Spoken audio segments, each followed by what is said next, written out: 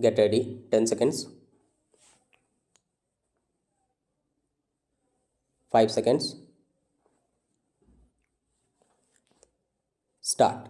I beg to move for leave to introduce a bill to provide for the establishment of a broadcasting corporation for India to be known as Prasar Bharati, to define its composition, functions, and powers, and to provide for matters connected therewith or incidental thereto. Sir, while seeking the leave of the House to introduce the bill, I have the satisfaction of fulfilling a promise that the National Front had made to the people of the country. We had gone to the people with a manifesto containing a policy declaration to the effect that the National Front government would liberate the electronic media from the control of the government. The roots of this policy are to be found in the universal perception of the important role that radio and television play in the life of our people, and the influence that they have come to wield on the development and evolution of our society. Starting from humble beginnings, radio programs have today become available to almost 97% of the population of our country, and even television, which started relatively recently, is now beaming its program to almost 76% of our population. These two media have therefore become the prime sources for the dissemination of information and for providing education and entertainment to the people. In such a situation, it is essential to zealously guard the inalienable rights of our citizens to a free and unbiased flow of information, and their right to be informed about what they wish to know, and not only what others think that they should know.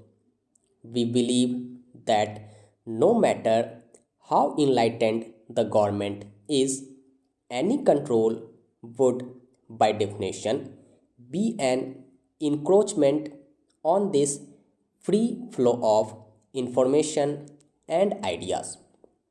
In a sense, therefore, the imposition of such control represents the beginning of the destruction of a really free and democratic society, to the ideals of which we are firmly committed.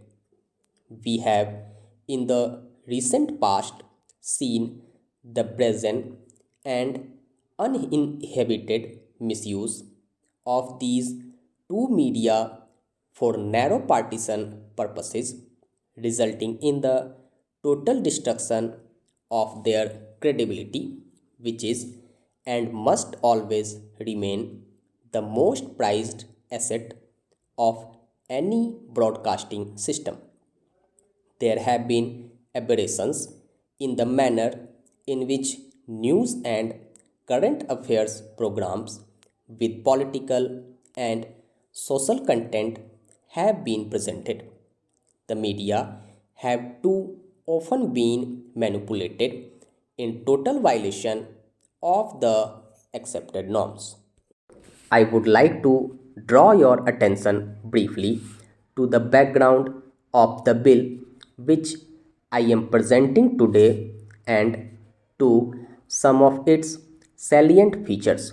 The perception that electronic media can function unbiased only when they are autonomous is now new. In our country, however, this perception has sharpened over the time in keeping with the ever increasing reach of radio and television. In 1994, the government had appointed a committee under Sri A.K. Chanda which has examined the functioning of air, the only electronic medium broadcasting regularly at that time. This committee had recommended the constitution of a separate corporation for Akashvani with freedom to evolve its own methods of recruitment, regulated scales of pay, and conditions of service according to its needs and devise a financial and accounting system appropriate to its creative activities. In 1977, following the trauma of the emergency, one of the major objectives of the Janta government was granting of autonomy to air and Doordarshan.